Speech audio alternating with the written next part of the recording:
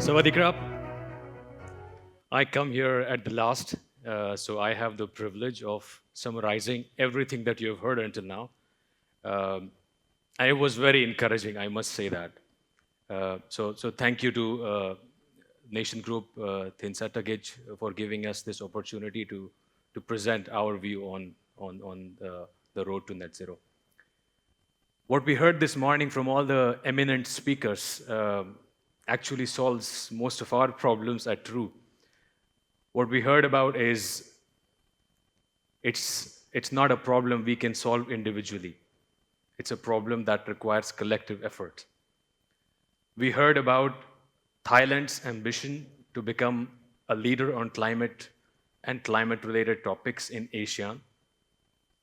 We heard a lot about alternative sustainable fuels, and we heard about green bonds and green financing.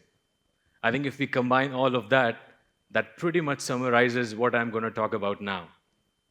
But I'll still take some of your time and share with you with a lot of pride what we've been doing at True towards climate change and addressing global warming. Now, global warming and climate change are, for some of us, topics which are pretty distant in time and maybe even geography. But for us, it's very close to the heart. For our shareholders, Telenor and CP Group, sustainability and climate change are one of the most important strategic initiatives at the very highest levels. So naturally, for us at True Corporation, this comes in with a very strong focus. Today, I'm going to talk to you a little bit about what climate change and carbon emissions means for a telecom and a technology company. I think we've heard a lot about companies in the government and the regulation agencies in the government and the regulation space.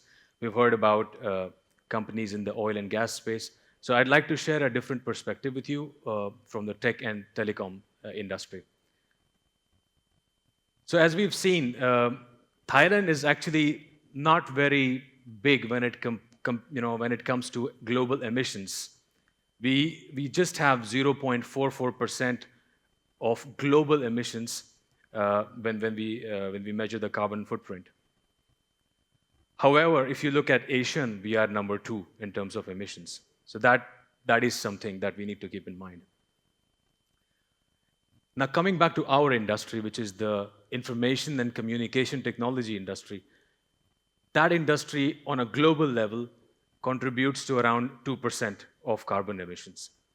It's not that big, but it is also not inconsequential. And why I say that is because the potential for the ICT industry to actually create impact across many industries is far more than 2%. We estimate, in fact, BCG estimates ICT industries, the tech and telecom industries, can impact up to 15% of global emissions by 2030. Now, how is that? How can we do that? As telecom operators, as tech companies, we basically build the digital fabric that connects people, societies, industries, cities, and so forth. We provide digital automated systems so that we don't need to work at offices. I'm sure all of us have used and have been using MS Teams during the COVID period, and we continue doing that. It saves us a lot of aviation fuel that we just heard about. It saves us a lot of carbon footprint, which would not have been possible without these collaboration and communication technologies. So if we combine both of these pictures, Thailand on an ASEAN level and ICT industry contributing globally towards a range of industries, what we see is the ICT industry has a major role to play when it comes to carbon emission reduction across the industries. And as the market leader here in this country and a major player in the Southeast Asian region, we have a major role to play. Now, where does our emission actually come from? What is, I mean, it's 2%, but what leads to that 2%? How do we actually emit carbon? So most of our emissions are actually indirect emissions, which we know as scope 3 emissions. That is related to the products that we sell, the suppliers and the vendors that we work with, their carbon footprint. That is roughly 2/3 of our entire emission footprint. But we also have direct emissions, the scope 1 and scope 2. Scope 1, that is basically along the fuel that we spend when our field forces, the cars that go to your houses to repair the fiber connections, or the field force cars that go out in the upcountry repairing mobile towers. The fuel that is spent along those lines, that is scope 1 emission. And that is a tiny part. That's very small, as you see. The bigger part is actually the energy that we consume, our network consumes to keep the network on and running. That is roughly 98% of our total emissions. Now, that is our focus. That is where we put our emphasis on how do we tackle that 98%, how do we make sure that it does not grow with the rising growth of traffic and customer requirements. And I think we've managed to do that pretty well until now. If you look at this chart, what it says is over the last 4 years, so between 2020 and 2023, True Corporation managed to reduce the greenhouse gas emissions by 13%. A comparable number for the industry globally, it was presented at the Mobile World Congress in Barcelona, is 6%. So the global industry, the global ICT industry managed to save around 6% for a comparable period, while True Corporation managed to do that with 13%. That's almost twice X. So I think we're not doing a bad job when it comes to reducing our emissions. But there's a long way to go ahead. There's a long way to go ahead to reach our 2030 ambition on carbon neutrality and 2050 ambition on net zero. So how are we doing that? How did we manage to get 13% over the last 4 years?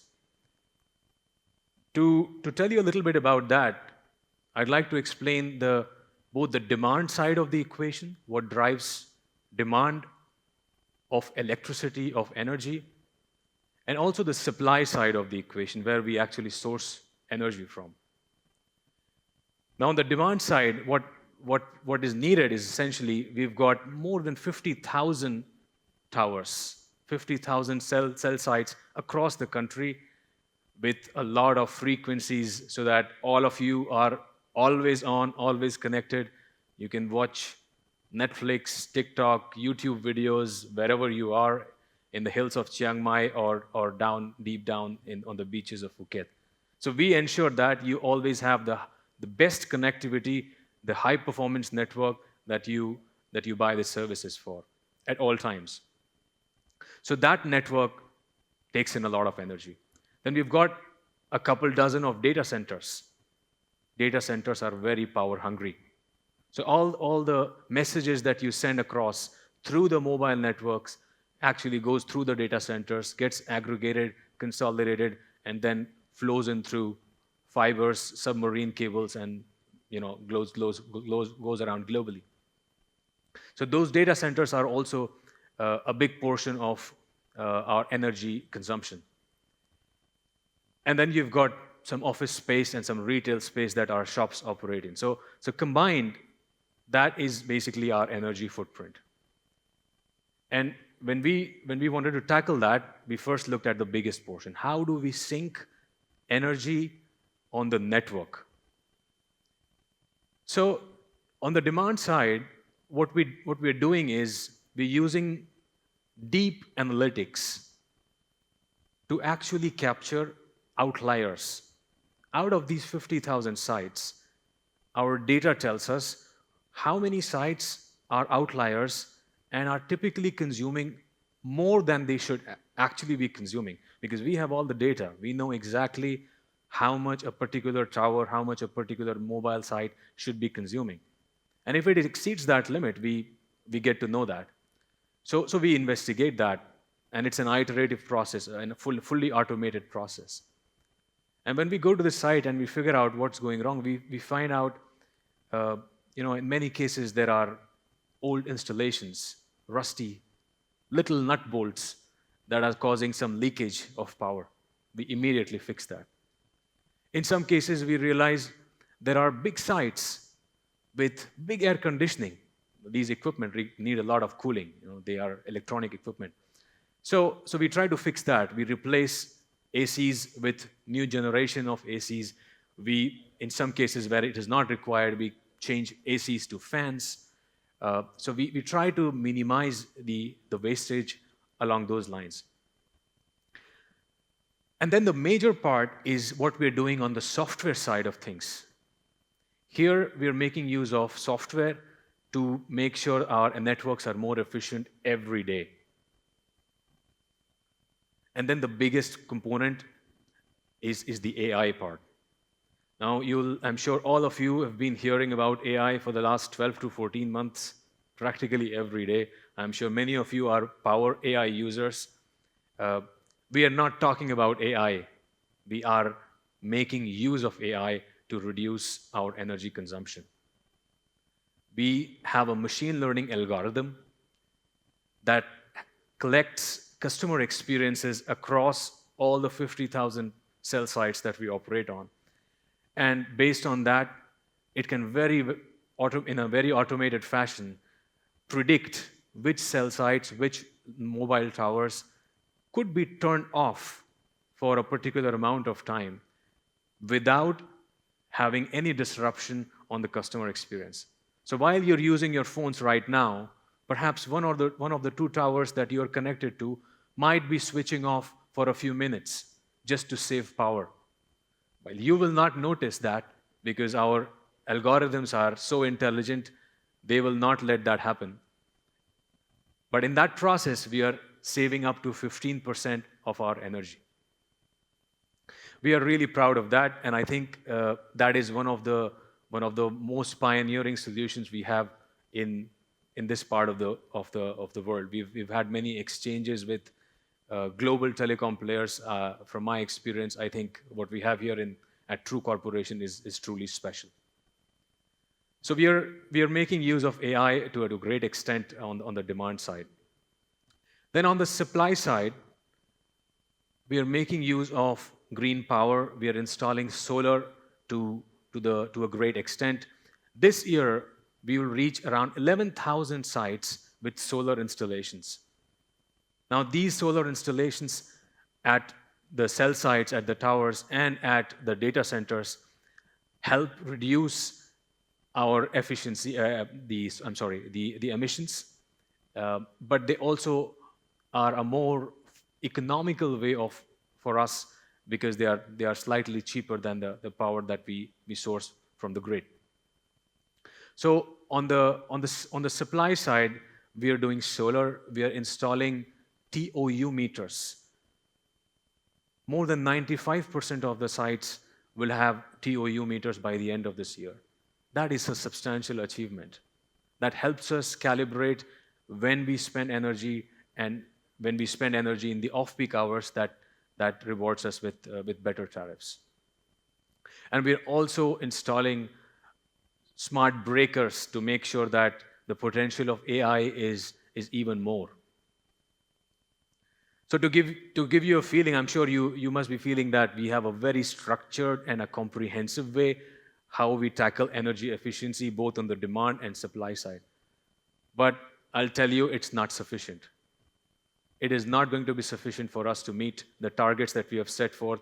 The SBTi targets are very, very ambitious, and we need to do a lot more. And why is that? Solar can be installed at only 20% of all cell sites.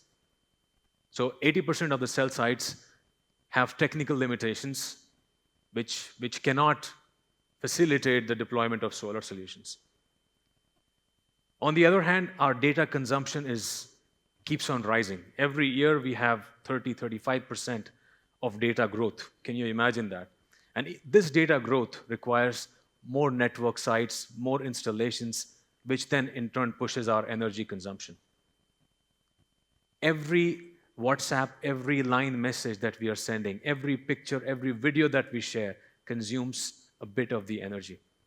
So you can imagine the billions of data points, the messages that go across our network, they all are consuming energy, and that keeps on rising. And thirdly, while we might address the carbon emissions through the RECs and the certificates, their number is also very short. So what we need is innovation. We need technology innovation. We call upon the OEM vendors, the tech players of this world to help us innovate, make our equipment much more efficient, and we request for more innovative battery technologies that can help reduce our carbon footprint.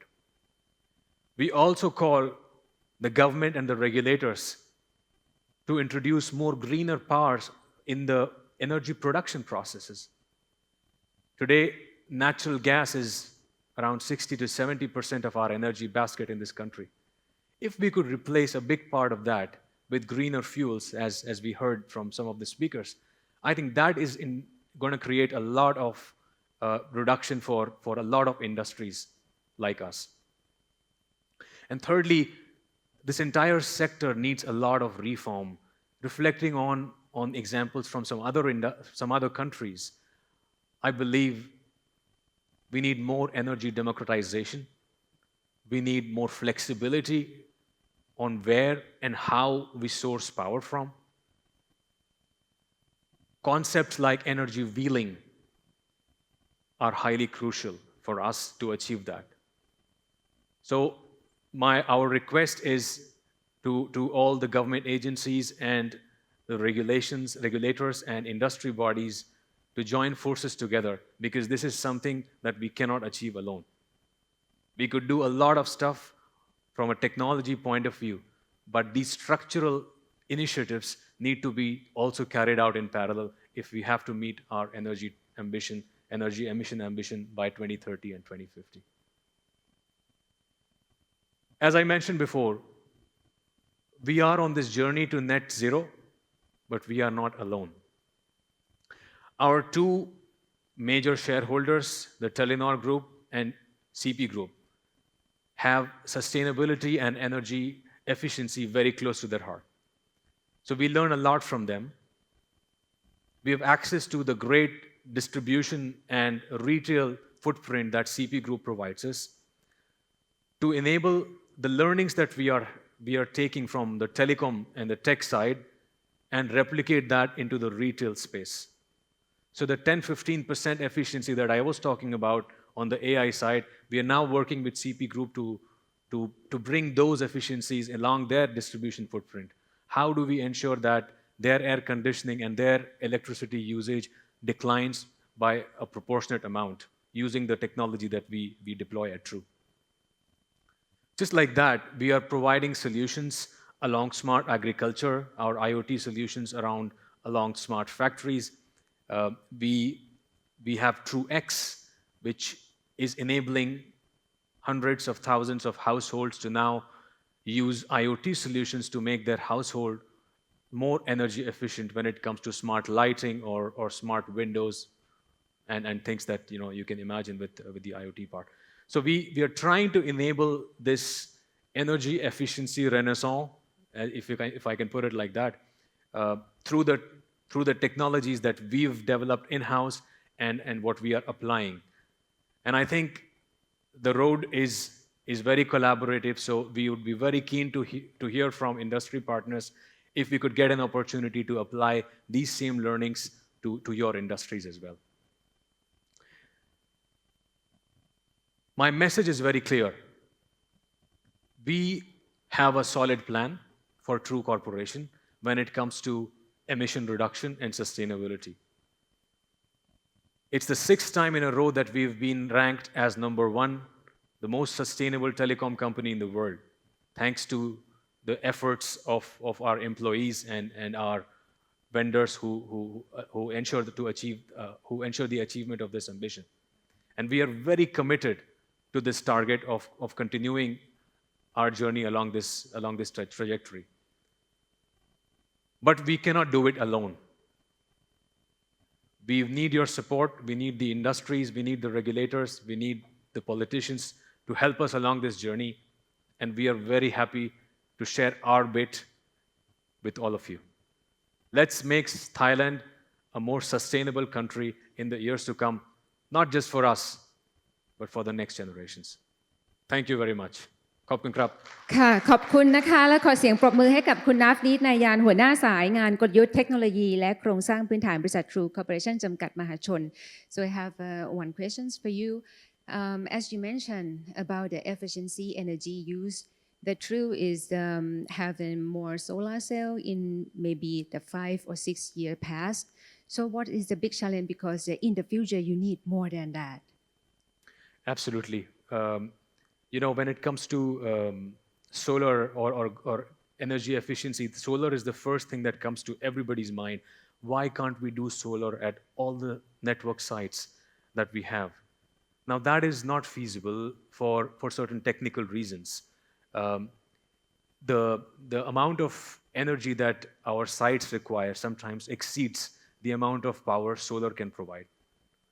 So we have to rely on the grid to be able to manage those sites.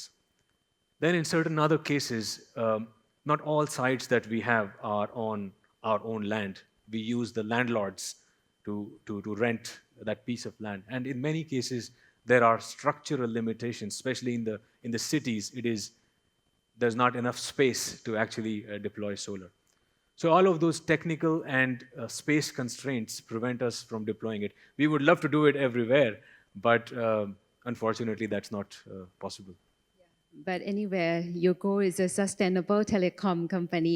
ขอเสียงปรบมือให้กับคุณนัฟนิดนายานอีกครั้งหนึ่งด้วยนะคะขอบพระคุณค่ะขออนุญาตแปลเมื่อสักครู่ที่ดิฉันถามนะคะเพราะว่าสิ่งที่คุณนัฟนิดได้มีการพูดถึงเนี่ยนะคะก็คือว่า True เนี่ยนะคะที่จะต้องมีเสาสัญญาณต่างๆต้องมีการใช้พลังงานหรือว่าเครือข่ายไฟฟ้าค่อนข้างสูงเพราะฉะนั้นสิ่งที่ทำให้เกิดก๊าซเรือนกระจกส่วนหนึ่งก็คือมาจากโครงข่ายที่มีการใช้ไฟฟ้าแบบนี้เนี่ยนะคะแต่ว่าอย่างไรก็ตาม True ได้มีการทำโซลาร์เซลล์ต่างๆแต่เมื่อสักครู่ที่ดิฉันถามว่าอะไรคือ challenge มากที่สุดหนึ่งก็คือที่คุณนับนิดบอกคือต้องทำกริดนะคะเพื่อที่จะให้มีพลังงานไฟฟ้าเนี่ยเข้ามาสู่ระบบมากยิ่งขึ้นแต่อีกอย่างหนึ่งที่มีความสำคัญก็คือว่าที่อยากจะทำแต่ทำไม่ได้ก็คือว่าจะต้องไปติดตั้งไซต์ต่างๆนี่แหละค่ะแต่ว่าโดยทั่วไปแล้วเนี่ยคือคุณนับนิดบอกว่าเป็นของแลนด์ลอร์ดนี่ก็เป็นความท้าทายของ True Corporation แต่ว่าอย่างไรก็ตามก็ประกาศนะคะว่าจะเป็นองค์กรแห่งความยั่งยืน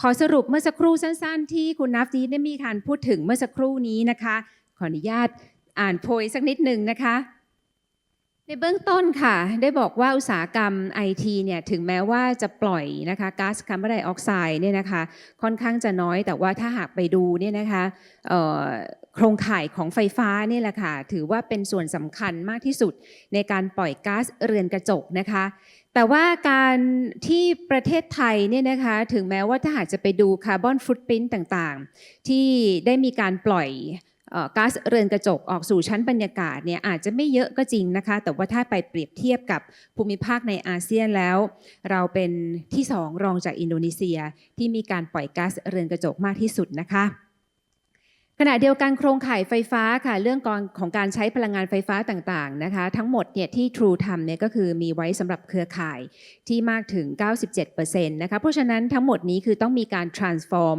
เพื่อให้บรรลุประสิทธิภาพการใช้งานพลังงานที่ดีขึ้นคำถามก็คือว่าอะไรนะคะที่จะนำ True นั้นไปสู่เป้าหมายก็เรื่องของการลดการใช้พลังงานนะคะแล้วก็ดูเรื่องของการส่งมอบบริการต่างๆที่จะต้องได้ประสิทธิภาพด้วยเพราะฉะนั้นถ้าหากลดทางด้านการใช้ไฟฟ้าแล้วประสิทธิภาพต้องเพิ่มขึ้นนะคะโดยมีการปรับโซลูชันในการเชื่อมต่อทั่วประเทศให้ล้ำสมัยมีจำนวนเสาส่งสัญญาณมากขึ้น แล้วก็ในปีนี้ปี 2567 นะคะเรื่องของเสาสัญญาณนะคะก็ถือมีการตั้งเสาเพื่อที่จะให้มีความถี่กว้างขึ้นรวมถึงการโรมมิ่งต่างๆด้วยความเร็วสูงสุดด้วยแล้วก็เป็นการให้บริการกับผู้ใช้นะคะกลยุทธ์ของ True สั้นๆก็คือมี3สโคปนะคะก็คือจะต้องมีการปรับ1 2 3ไปแต่ว่าสิ่งที่ดิฉันอยากจะเน้นย้ำนะคะเพราะว่าถือว่าเป็นเทรนด์ของโลกนั่นก็คือเรื่องของการใช้ AI กับ Machine Learning ค่ะซึ่งจะถูกนำมาประยุกต์ใช้กับการให้บริการของ True ด้วย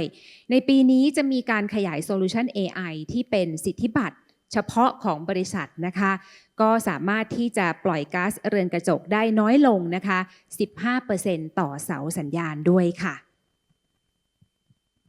แล้วก็สุดท้ายที่คุณนัฟนี้ได้มีการพูดถึงก็คืออยากจะให้ทุกท่านนะคะช่วยกันแล้วก็ไม่สามารถที่จะทำคนเดียวได้เพื่อที่จะไปสู่บรรลุเป้าหมายการเป็น Net Zero เพราะฉะนั้นทุกฝ่ายต้องร่วมมือกันด้วยนะคะ